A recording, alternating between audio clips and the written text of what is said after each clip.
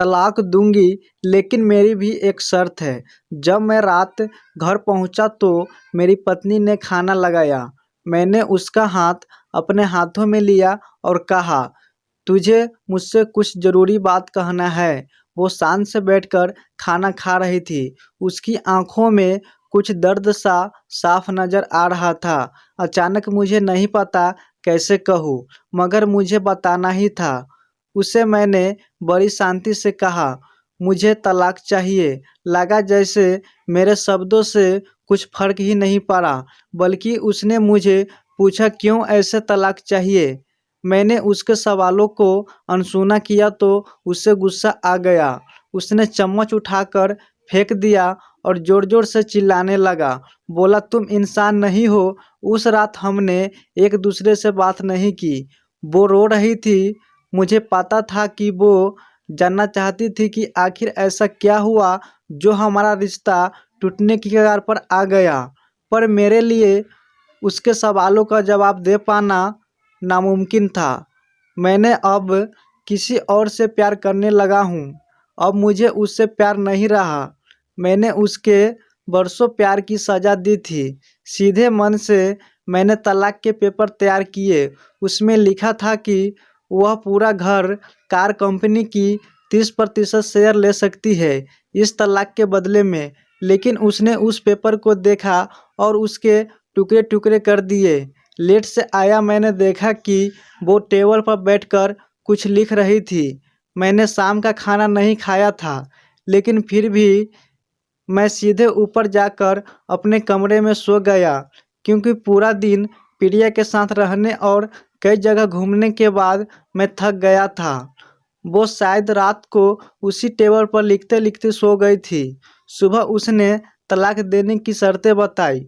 वो मुझसे कुछ वो मुझसे कुछ भी लेना नहीं चाहती थी। उसे सिर्फ तलाक से पहले 1 महीने का समय चाहिए था। उसने आग्रह किया कि इस 1 महीने में हम दोनों वही पुराना वाला जीवन जिएंगे, चाहे जितना संभव हो सके, क्योंकि आने वाले महीने में हमारे बेटे की परीक्षा है।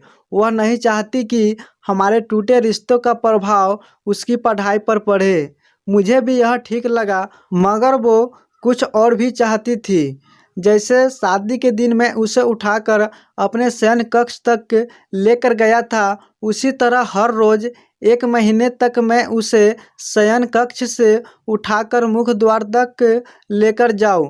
मुझे यह पागलपन लगा है, मगर इन आखिरी दिनों को थोड़ा अच्छा बनाने के लिए मैंने उसकी यह शर्त स्वीकार कर ली। मैंने प्रिया को अपनी पत्नी की सभी शर्तें बताई, यानी कि जिससे मैं प्यार करता हूँ। वो हंसने लगी। उसे लगा, तेरी पत्नी कितनी भी तरीके अपना ले, तलाक होना तो तय है। मेरी पत्नी और मैं किसी से भी इस दौरान नहीं मिले थे, लेकिन उस दिन जब मैं उसे पहली बार उठाकर गेट तक लेकर गया तो हम दोनों काफ़ी अजीब महसूस कर रहे थे। पीछे से हमारा बेटा भी खिलखिलाकर खुश हो रहा था।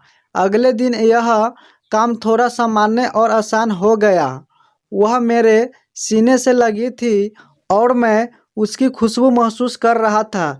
ऐसा लगा जैसे कई दिनों बाद मुझे एक खुशबू मिल रही थी, या फिर कई दिनों से मैं उसके होने का महसूस नहीं किया था, जिसने अपने जीवन के 10 साल मुझे समर्पित किए थे।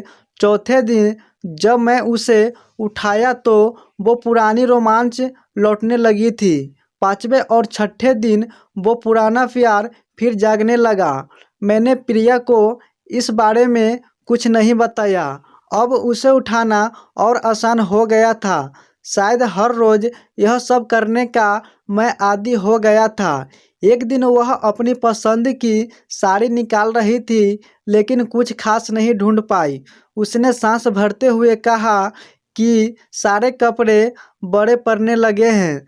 तब मुझे पता चला कि वह काफ़ी दुबली हो गई है और इसलिए मैं उसे आसानी से उठा पा रहा था।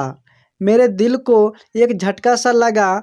उसने अपने दिल में काफ़ी सारा दर्द छुपा रखा था।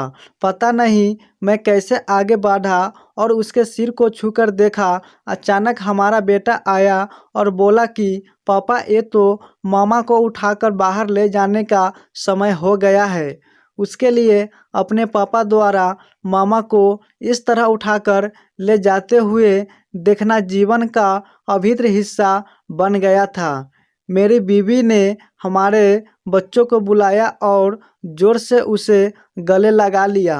मैंने अपना चेहरा दूसरी तरफ कर लिया। मुझे लगा कहीं मैं अपना निर्णय न बदल लूँ। मैंने अपनी पत्नी को रोज की तरह उठाया और बेडरूम से सिटिंग रूम होते हुए हॉल तक लाया। उसने प्यार से अपने दोनों हाथ मेरी गर्दन के आसपास रख दिए। मैंने उसे जोर से पकड़ रखा था, बिल्कुल हमारे सुहाग रात की तरह, मगर उसका इतना कम वजन मुझे परेशान कर रहा था। महीने के आखिरी दिन जब मैंने उसे उठाया तो मेरे लिए एकदम भी चल पाना मुश्किल हो रहा था। हमारा बेटा स्कूल जा चुका था। मैं अपनी कार से ऑफिस गया और कार से कूदकर बाहर आ गया बिना कार को लॉक किए। मुझे डर था कि अब एक पल भी देरी की तो मेरा इरादा बदल देगी। मैं ऊपर गया। प्रिया ने दरवाज़ा खोला और मैंने उससे कहा, सॉरी प्रिया, अब मैं अपनी पत्नी से तलाक लेना नहीं चाहता। उसने मुझे देखा और मेरे सिर पर हाथ फेरकर कहा, तुम्हें बुखार तो नहीं है? मैंने उसका हाथ हटाया और कहा, सॉरी प्रिया, अब मुझे अपनी पत्नी से तलाक नहीं चाहिए। हमारी शादीशुदा ज़िंदगी शायद हम दोनों के ध्यान न देने की वजह से बोरिंग हो गई थी, लेकिन इसका मतलब यह नहीं कि हम एक दूसरे से प्यार नहीं करते। अब मुझे एहसास हुआ कि जिस दिन मैं उसे शादी करके अपने घर लाया था, उस दिन जीवन के आखिरी दिन तक मुझे उसका साथ निभाना है। प्रिया के होश उड़ गए। उसने मुझे एक जोरदार चाटा मार दिया मेरे मुंह पर। वह रोने लगी और दरवाज़ा अंदर से बंद कर लिया। मैं सीढ़ियों से नीचे उतरा और आकर अपने कार में बैठ गया। आगे एक फूल वाले की दुकान पर रुका और अपनी प्यारी पत्नी के लिए एक सुंदर सा गुलदस्ता लिया। दुकानदार ने पूछा कि इस पर क्या लिखना है? मैंने मुस्कुराते हुए कहा कि मैं तुम्हारे जीवन के आखिरी दिन तक यूं उठाता रहूँगा, मेरी अर्धांगिनी।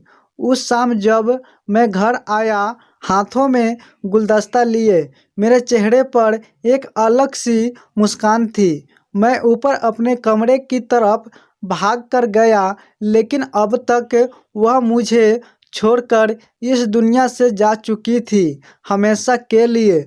वो कई महीनों से कैंसर से लड़ रही थी, लेकिन मैं प्रिया के साथ इतना खोया हुआ था कि कभी ध्यान ही नहीं रहा। उसे पता था वह जल्दी ही मुझे छोड़कर जाने वाली है, इसलिए वह मुझे और मेरे बेटे को रिश्तों को टूटने से बचाना चाहती थी। मैं नीच इंसान उससे तलाक लेना चाहता था, लेकिन वो खुद छोड़कर दूसरे दुनिया चली गई। फिर भी उसने मुझे अपने बच्चों की नज़रों में एक प्यारा पति और पिता बना दिया था। जीवन की छोटी छोटी बातें रिश्तों में बहुत महत्व रखती है। बड़ा घर, बड़ी कार और बैंक बैलेंस एक खुशियों का हिस्सा जरूर बन सकते हैं, मगर अपनों के बिना इनकी कोई कीमत नहीं। अगर आपको एक कहानी अच्छा लगा हो तो इस वीडियो को लाइक कर दीजिए और चैनल में पहली बार है तो चैनल को सब्सक्राइब कर लीजिए।